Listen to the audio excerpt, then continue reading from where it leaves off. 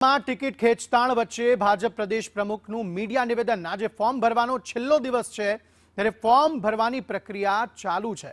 30 વર્ષથી ભાજપ પર લોકોએ ભરોસો દાખવ્યો છે। દેશ અને રાજ્યનો સર્વાંગી વિકાસ થયો છે।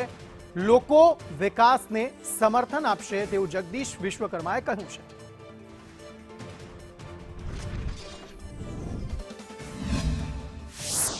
આજે સમગ્ર सीटों पर स्थानिक स्वराजना तमाम उम्मीदवारों नक्की थई चुक्या छे। बधाना फॉर्म भरवानी प्रक्रिया पण चालू छे।